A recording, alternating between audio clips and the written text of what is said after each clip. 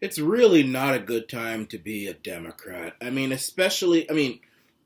If you are a populist, left wing nationalist, Democrat who doesn't like Donald Trump, may not like his neoliberal side, but you're also a nationalist. You don't necessarily like being a part of the globalist agenda, and you just want to see have a good deal for the workers and stuff, of which the Democrats used to be.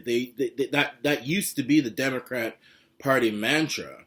It's really not a good time for you if you are of that section.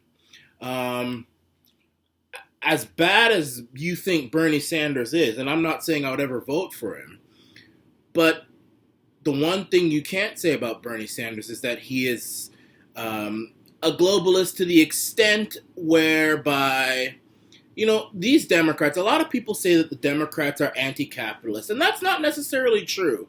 They are internationalist capitalists. They are globalist capitalists. These are people who the big mega global corporations stand behind, like the Joe Bidens and the Obamas and the Clintons, because the agenda that the Democrats have subscribed to of New World Order and all this stuff, it benefits them. It benefits them. That's why I never call them socialists or anything. I call them globalists, which is far worse.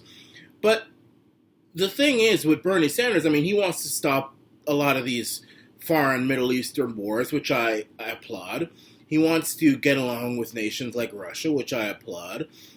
He wants to have if anything, get out of NATO, which I applaud. I don't think that NATO has any use anymore. I think it's just another excuse to promote globalism militarily, which is really dangerous. Last thing we need is to have these nations coming together against whoever they wish. But the establishment of the Democrats don't want him.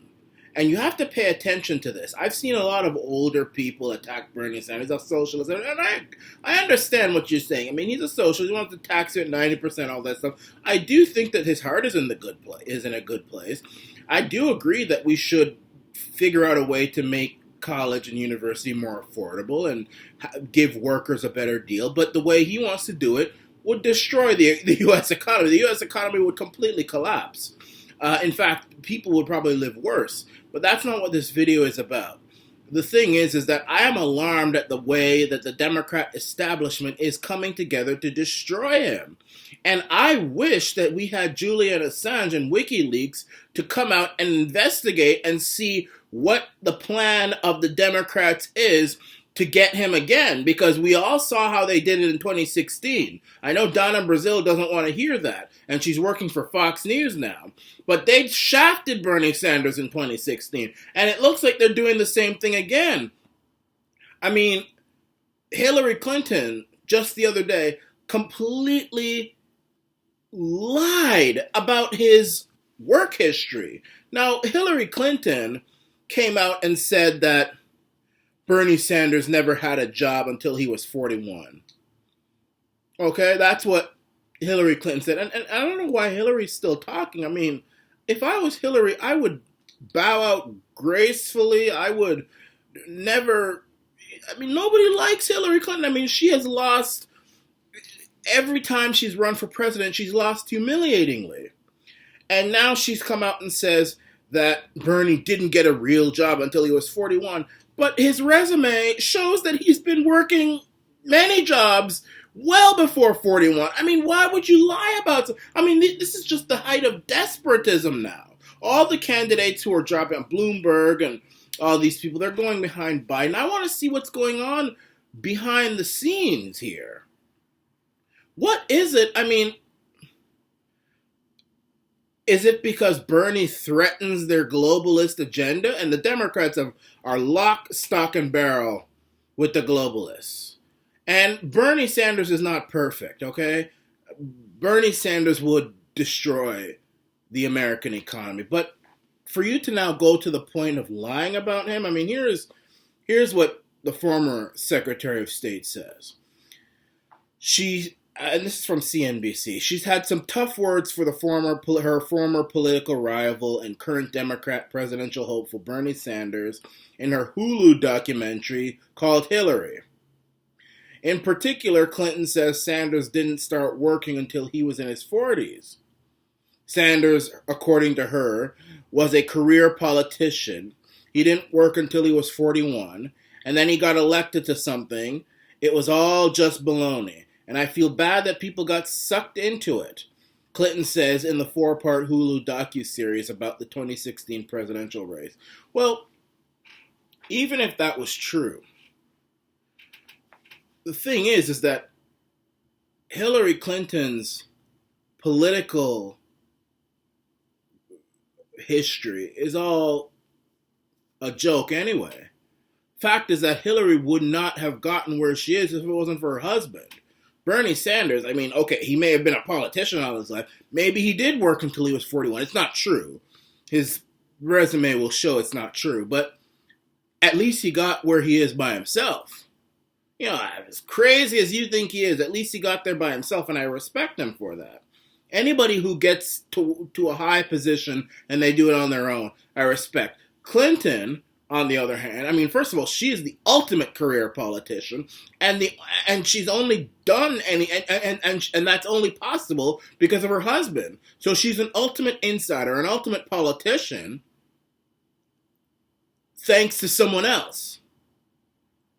And she, of course, doesn't mention this. Now, Sanders has been serving as Vermont senator since 2007. And he's, of course, running for the 2020 Democrat presidential nomination.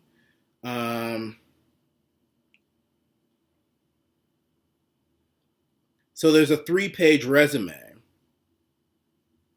And and of course, for those of you who know Sanders, he was the mayor of Burlington, Vermont from 1981 to 1989. His resume also shows that Sanders spent his first 12 years of employment after graduation from 64 to 76 as a freelance writer, a carpenter, a youth counselor, and a state employee. He did bounce from job to job. A lot of us can relate to that. Early gigs included working as an aide, and this is before 1964. Early gigs included working as an aide at a psychiatric hospital and teaching preschoolers for Head Start, a program to help children in low-income families succeed in school, in New York City. Sanders moved to Vermont in 1968 when he was 27, where he worked for the Vermont Department of Taxes as a researcher. He later moved to a nonprofit called the Bread and Law Task Force, where he helped register people for food stamps, according to Politico. From 1976 to 81, Sanders wrote on his resume that he worked as a director at American People's Historical Society in Vermont, writing and producing educational films. So, and then it just goes on and on and on. And then he became mayor in 1981. So, this shows quite the opposite of what Hillary Clinton is saying about Bernie Sanders. The fact that he didn't work until he was 41, and the only thing he's ever done is politics. I mean, I don't know, maybe she was looking at herself in the mirror when she said all these things. But when the Democrat establishment, an organization which I can't stand, is so against one person, that makes me really, really look to see what is going on here. Because I'm not a fan of Bernie, but I will certainly defend Bernie over these Democrat establishment people. And I'll certainly take Bernie Sanders over Joe Biden, who can't even complete a sentence. I mean, you guys think this is some kind of one-off situation. No, every speech Joe Biden makes, he cannot finish his sentence. I don't know how this guy is even deciding to run for president in his current state. I mean, he's what, 78 now? I mean, this guy is going. I mean, you all think Bernie Sanders looks, compared to Joe Biden, Bernie Sanders looks like he's 18, or he acts like he's 18 or 20 or 21. Joe Biden can't complete sentences. I think I heard that he has some brain injury or he's getting older and he has some mental issues. And if that's the case, well, I can understand. I'm not going to be too harsh on him. But I don't appreciate the way that the Democrat establishment is almost rigging it again for Bernie Sanders. And you have to stand up for what is right, whether it's a Democrat or a Republican, a conservative, liberal, socialist, whatever. I will stand up for the people who I feel either are, straightforward individuals, populist individuals who stand up for the people, whether or not their ideas for standing up for the people are correct or not. If I feel that you are genuinely in a good place in your heart, I'm going to stand up for you. I'm standing up for Kevin J. Johnston right now, the freelance conservative journalist who's a friend of mine who is in jail on charges that don't make sense to me. Now, I'm not gonna stand up for him and not stand up for Bernie Sanders when it's clear that he is being shafted right now. Because I do feel his heart is in a good place, though I do think that the plans that he has will completely ruin the American economy. And he does have a lot of questions to answer about his past, about some of the things he's written, about rape fantasies and stuff. I will say that you notice I haven't talked about it, and that's because the media has a way of blowing these things out of proportion. When these kind of strong, controversial statements come out, I want to read what the context of them were before I make any judgment. And I watch the news and I see that, okay, he said these things, but they don't read the whole article. And these are people who don't like Bernie Sanders. That's fine, but you know what? I don't play that game. Not on this channel. You can do that other places. I don't do that here.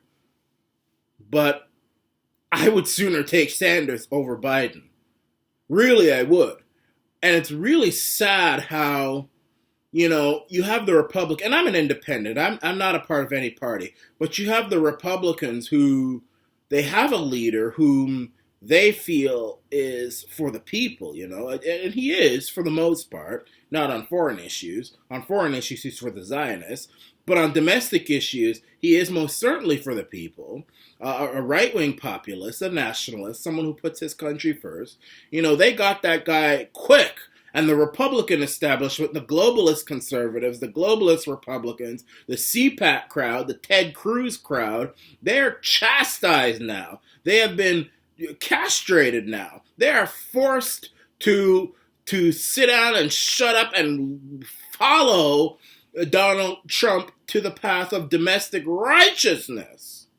But the Democrats, it's like, man, if you are a nationalist Democrat, if you are a populist Democrat, if you are a grassroots Democrat, if you are a pro-gun Democrat, if you're a pro-life Democrat, if you are a bread and butter Democrat, you're just miserable. It's a miserable place to be. It's like the Democrats are the party of the woke, the Soho liberals, the globalists on both sides, the conservative globalists like Mike Bloomberg, and the liberal globalists like Hillary Clinton and Joe Biden, and the grassroots just get shafted by the superdelegates, shafted by the DNC, shafted by the Clintons. They get lied about by Hillary. It must be a miserable place to be for people who are on the populist left. It's miserable. It's sad, and it's still going on.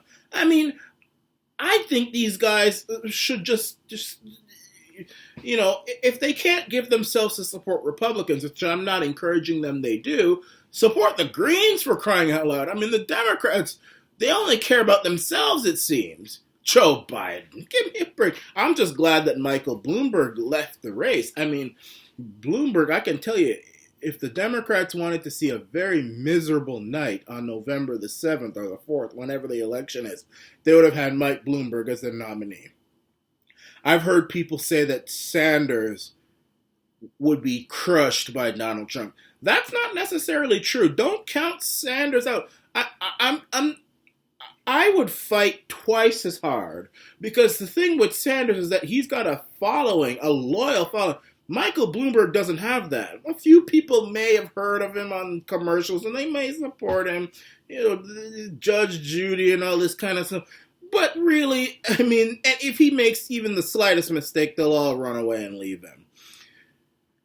If Michael Bloomberg were to have gotten that nomination, I think Trump would have won a Reagan type of victory or a Nixon type of victory. It would have not been fun for the Democrats. Bloomberg would have not carried states like Ohio, Wisconsin, Pennsylvania, Missouri.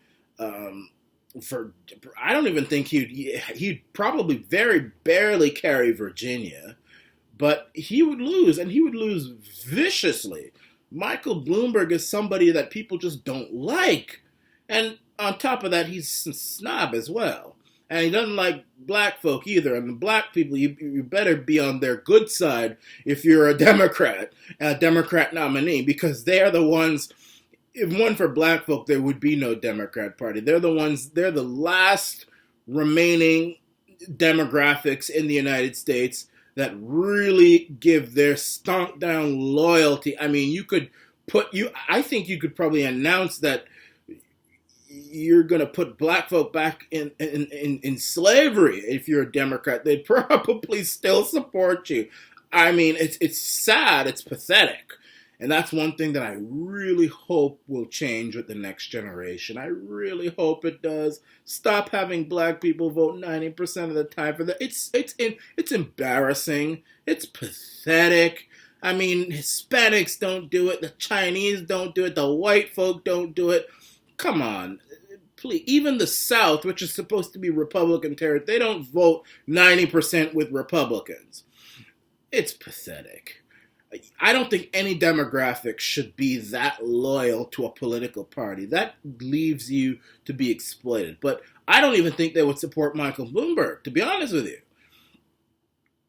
But I think that the Sanders people and people who have the ability should really keep a close watch on the Democrats. I really think they are, at this moment, as we speak, rigging it for Bernie Sanders.